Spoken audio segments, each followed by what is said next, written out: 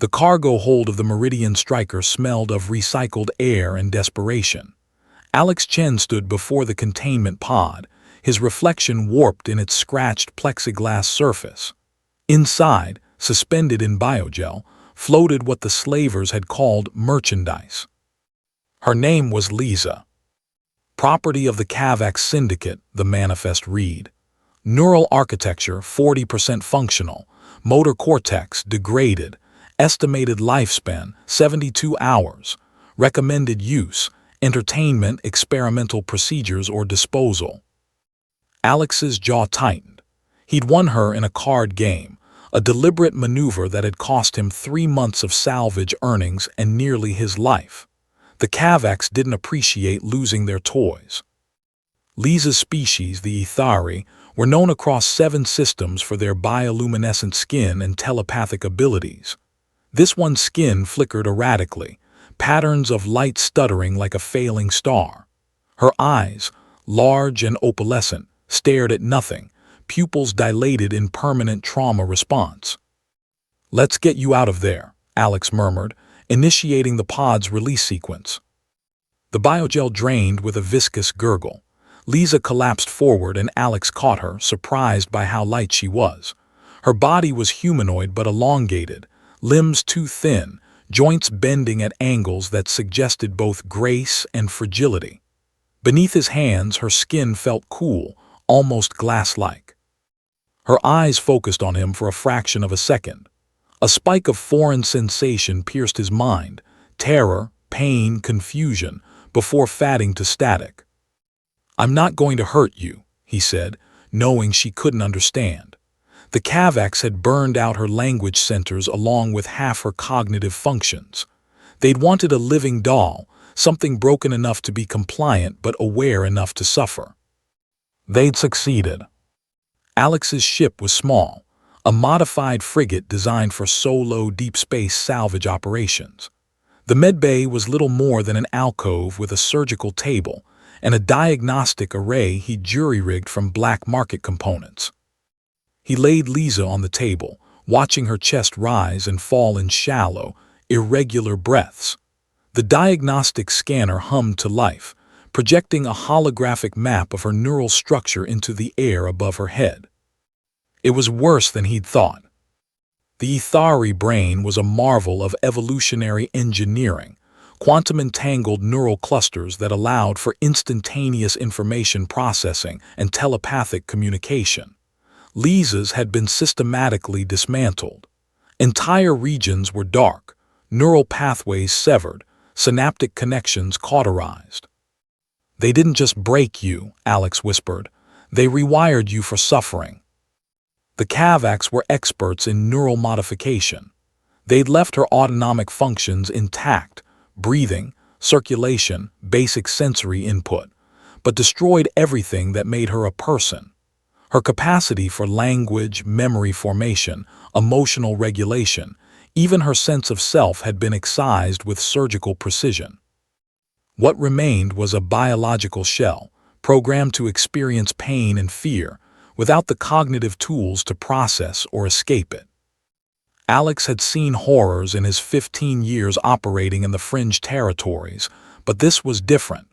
This was methodical cruelty, engineered for entertainment. He couldn't let it stand. The procedure would kill him. Alex understood this with scientific certainty. Human neural tissue wasn't compatible with Ethari biology. The quantum-entangled nature of their brain structure required computational power that exceeded anything artificial intelligence could provide. But organic neural matter, specifically living human neurons, could serve as a bridge, a biological processor to root and rebuild damaged pathways. The technique was theoretical, proposed in a paper by Dr. Sarah Okonkwo before the Medical Ethics Council had banned such research. Alex had acquired her notes from a data broker on Titan Station, along with the necessary surgical equipment. The process was called neurological grafting. It required extracting sections of living brain tissue from a donor and integrating them into the recipient's neural architecture. The donor's neurons would adapt, forming new connections, essentially becoming part of the recipient's mind. The donor rarely survived the procedure. Alex spent 3 days preparing. He mapped Lisa's neural structure in excruciating detail, identifying which regions needed reconstruction. Her language centers, her memory formation systems, her emotional processing networks, all required grafting. He'd need to donate tissue from his Broca's area, his hippocampus, and his prefrontal cortex. The probability of surviving the removal of so much neural matter was 0.3%. Even if he survived, he'd likely suffer catastrophic cognitive damage, loss of speech, memory, personality. He'd become less than what Lisa was now. But she'd have a chance to be whole again. On the 4th day, Alex recorded a message for his sister on Earth. He told her he loved her, that the money in his account should cover her daughter's education, that he'd found something worth dying for. Then he sterilized the med bay and began. The automated surgical array was designed for precision work in zero gravity. Alex had programmed it with the grafting sequence, a delicate choreography of lasers, nanosutures, and biocompatible adhesives. He lay beside Lisa on the surgical table, their heads nearly touching. The anesthetic injection was cold in his veins. "I don't know if any part of you can understand this," he said, his voice already slurring. "But you deserve to be a person again, not someone's broken toy, a person." The last thing he saw before the darkness took him was the erratic flicker of bioluminescence across Lisa's skin. Consciousness returned in fragments. Alex existed in a space between awareness and oblivion. He couldn't move, couldn't see, couldn't speak. But he could feel, not his own body but something else. Neural pathways firing, synaptic connections forming, the electric dance of thoughts taking shape. He was inside Lisa's mind. The grafting had worked, but not as intended. The human neurons hadn't just integrated with her neural structure, they'd created a bridge. Alex's consciousness, or some fragment of it, remained tethered to the donated tissue. He experienced her awakening as though it were his own. First came sensation, the texture of air against skin, the hum of the ship's engines, the sterile smell of the med bay. Then came confusion. Where am I? What am I? Who am I? The fundamental questions of consciousness reasserting themselves. Memory formation systems coming online. She remembered the pod, the darkness, the pain. But now she could contextualize it, process it, integrate it into a coherent narrative. Language centers activating. The meaningless sounds around her resolved into words, concepts, communication. Emotional regulation stabilizing. The constant terror that had defined her existence began to recede, replaced by something more complex, grief for what had been done to her, gratitude for what had been given, and a fierce determination to survive. She was becoming herself again. Through their neural connection, Alex felt her first independent thought, "I am Lisa, I am alive, I am free." When Lisa opened her eyes, truly opened them for the first time in months, she saw Alex lying beside her. He was still breathing, barely. The surgical array had sealed the incisions in his skull, but the damage was catastrophic. The diagnostic display showed massive neural trauma, cascading failures across multiple brain regions. He was dying. But through the neural bridge, the fragments of his mind now woven into hers, she understood what he'd done and why. Lisa sat up, her movements shaky but deliberate. Her bioluminescence steadied, shifting from erratic pulses to complex patterns, the visual language of her species. She placed her hands on Alex's temples. Ethari telepathy wasn't just communication.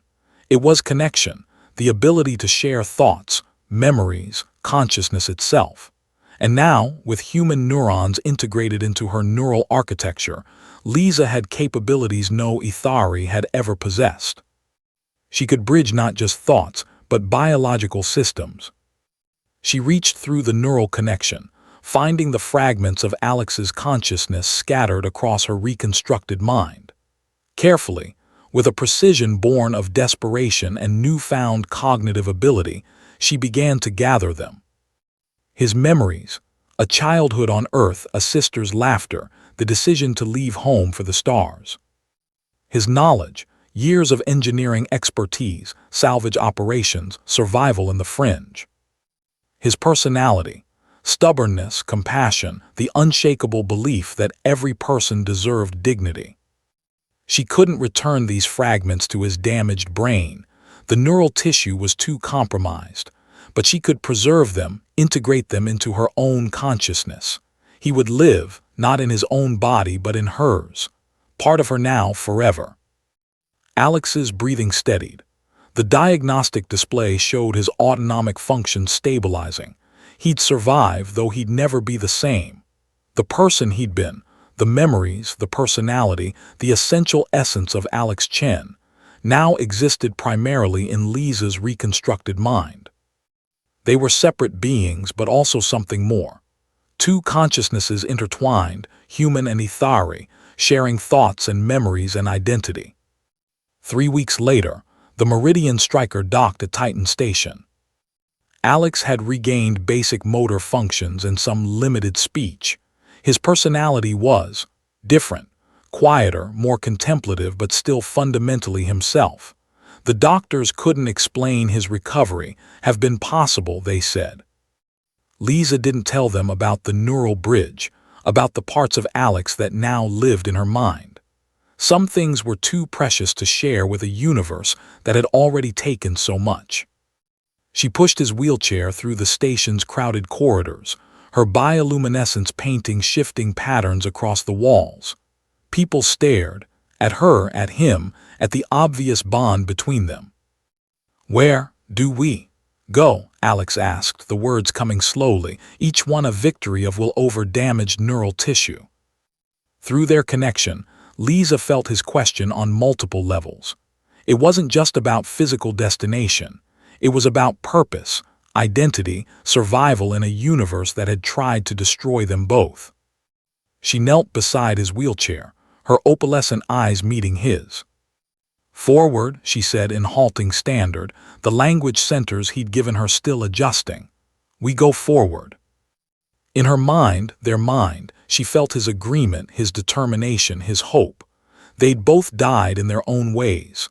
The Kavax had shattered Lisa, reduced her to a broken doll. The grafting had destroyed the Alex who'd been. But from that death, something new had emerged. Two beings who'd sacrificed everything for each other, now bound together in ways that defied conventional biology or understanding. They were no longer just Lisa and Alex. They were something the universe had never seen before. And they were free.